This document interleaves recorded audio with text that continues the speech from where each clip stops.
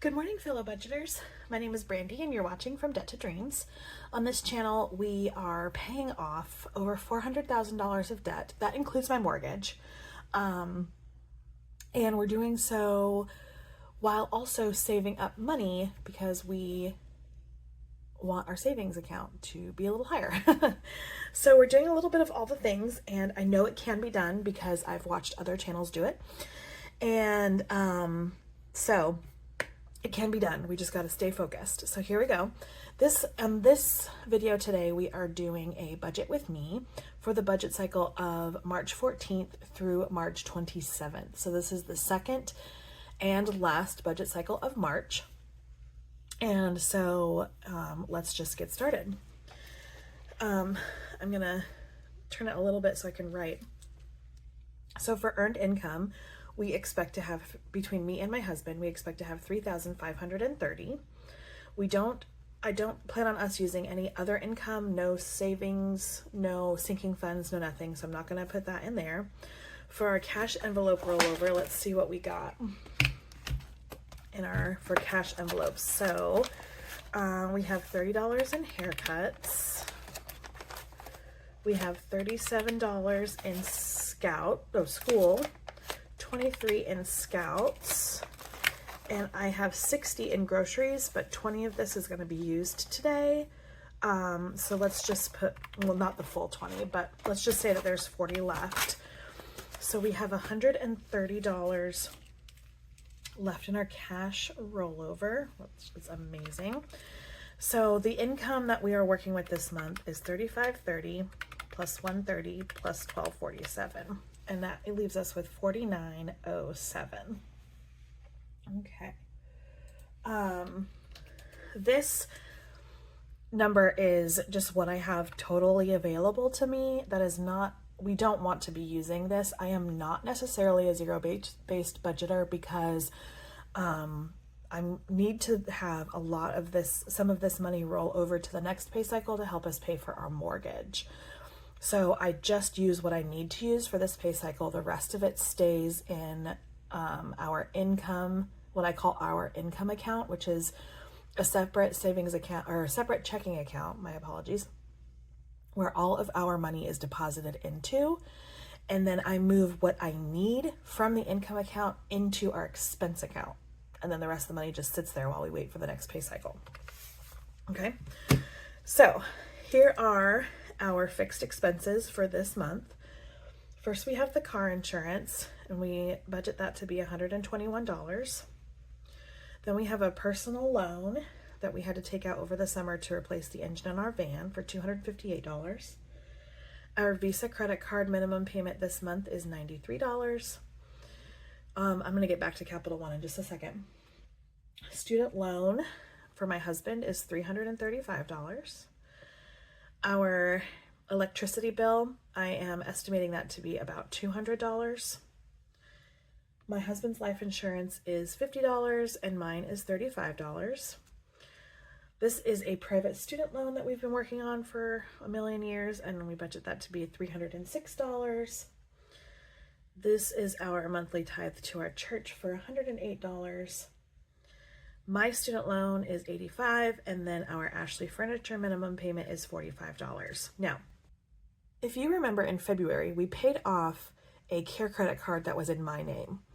And my husband and I were talking about it, and we want to use the majority of that minimum payment and throw it into savings every month just to grow our savings account. We were worried about our husband's. We were worried about my husband's job because Medicaid is the primary funder of that position. He works for a social work agency that provides fantastic services for individuals who have Medicaid and other insurances. But Medicaid is the one that they primarily work with. And so the company provides the services, and then Medicaid reimburses them for those services. Medicaid has been on the table on the budget for a while to be cut, and it's always on the table, but this time it just feels really real. So, however, we were really worried that my husband would lose his job if Medicaid were to be defunded by the federal government. However, lately, his company has really started to show a little bit more investment in him. They invited him to be a part of this leader mentorship program, and they also they're just showing more leadership opportunities for him. And so we don't feel as scared about him losing his job. And not only that, he is so well known in our community for what he does. He has a really great reputation out there that if he needed to go do outpatient therapy for a little bit, or if he'd be willing to grab any kind of job that he would need to in order to pay the bills. So we're not worried about him losing his job anymore. Of course, though, we would be worried about his income coming, being a little less than it is if Medicaid were to be completely defunded by the federal government. So we're still going to be saving the money. We will be saving that $140 or $150 a month and throwing that in our savings account just because we want to beef that up anyway. But also we're still going to be aggressively paying off debt, because one of the things that's going to financially help us, whether he loses a job or not, is that all of our debt payments go down. So with that said, this month we are not going to be saving that money. We are actually going to be paying it to Capital One, because our Capital One balance is $500. And with the money from the savings, the money that we would have been putting towards savings, the $25 we already have put in there, and then the money I already have from my debt binder that we have completed, we'll be able to pay that off. So we figured, let's just pay this off. So that's one more account to pay off. And then we can focus on the next one that's on not the next one that's on the list that I wanted to pay off. I've had to move our debt list around a little bit, but we will be focusing on the Citi credit card, which has the highest balance and the highest minimum payment right now. So we're going to be focusing on tackling that one. So with that said, we're going to send $202 to Capital One. That includes there was a $17 and then the $100 and something that I had that was going to go towards savings, but we're all doing it to Capital One. So let's add all of that together. So that is $1,838. Okay, so $49.07 minus $1,838 gives us $369 as our leftover to keep moving on. Okay, so we write down our $369 right here. Now the Budget Mom has it categorized as variable expenses. I put this as our sinking funds and cash envelopes. So hold please. So we have groceries, which is $600 because it's $300 for 2 weeks, and this budget cycle goes for 2 weeks. For school, we had a rollover amount of, let's double check here. School was $37. Okay, and we are going to be adding $10 to that, so that's a total of $47. Scouts is a rollover of $23. And we're adding 10, so that's going to be $33. Haircuts is a rollover of 30. No, my pen doesn't want to work anymore. So that I wanted to add 20 so my boys can get a haircut. So that is going to be $50 total.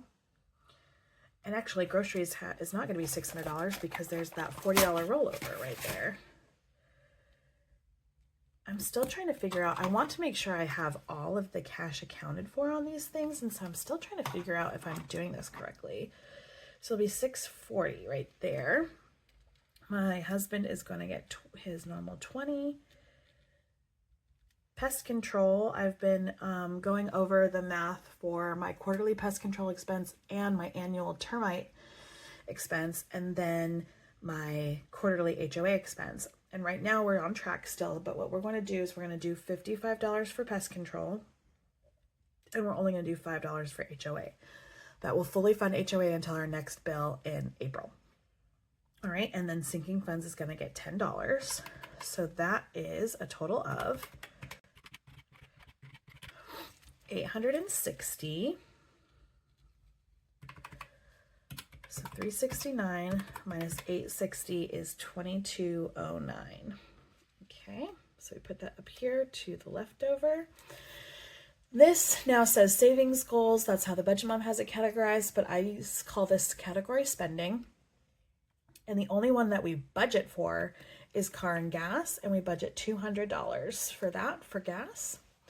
So that's coming down here for $200.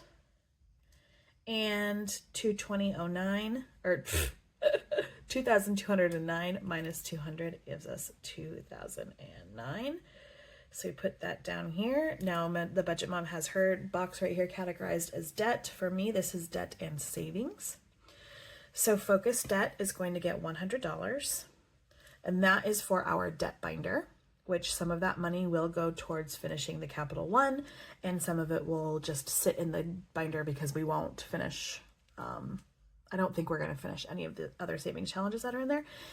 And if we do, then that'll go towards the city credit card. 52 envelopes gets $53 each paycheck. And then I get $1 so I can save for my treadmill. And other savings, I don't budget for other savings, but when I close out this budget, that is what, like when I take the dollars out and put them in the dollar savings challenge book. So that's 154. All right. So that leaves us with 1855, which I believe is correct.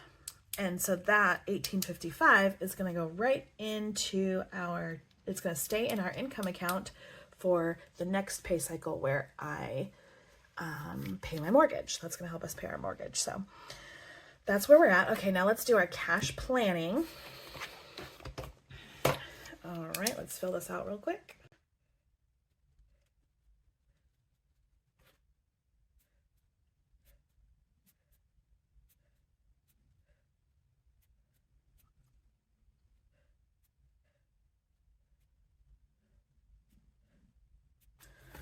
All right. I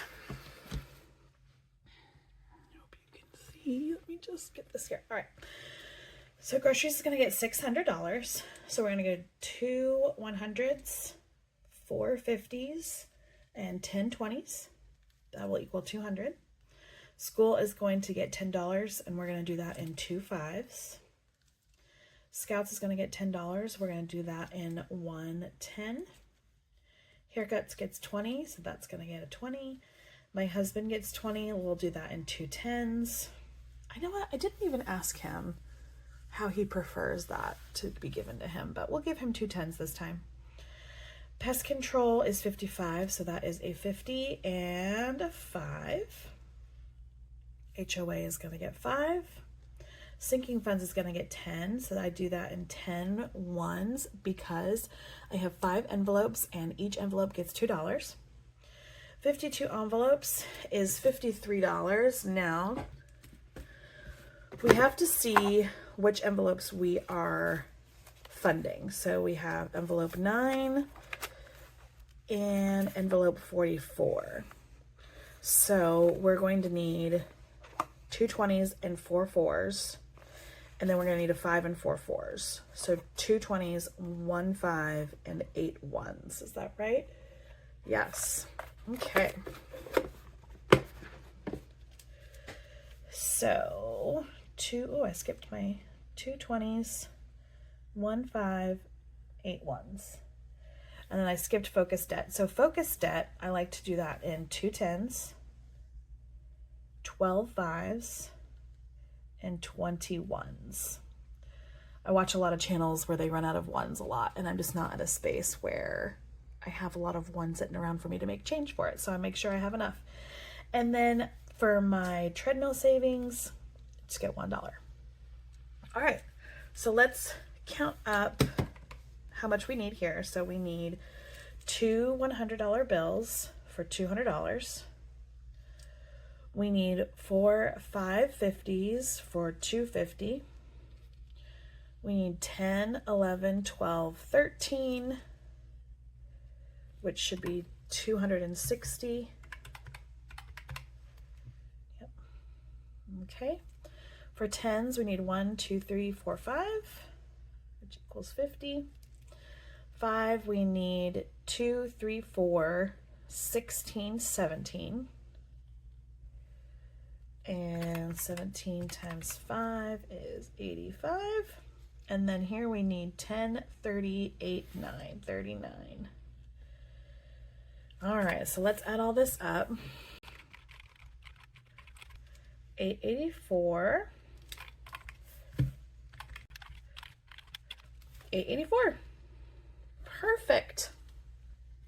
And now we fill out one of our teller slips. Take this slip to the bank. Tells them exactly what I need. Lately they have not been having exactly what I need, so hopefully they will this time.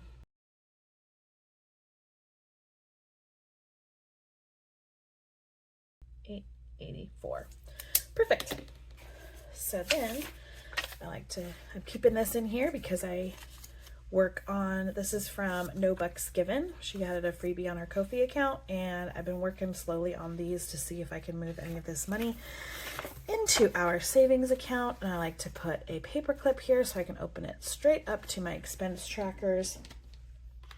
And then that way on Friday, tomorrow, I can go to the bank, just pull this out of my book, and there we go. I get all my money. And I think I'll go in the morning, because hopefully in the morning they'll have what I need instead of me going when I pick up my children from school. But anyway, my friends, that's it. I hope that you have a lovely day, and I hope that you'll see me tomorrow.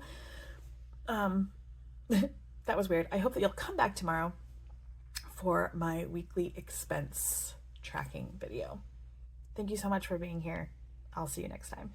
Bye.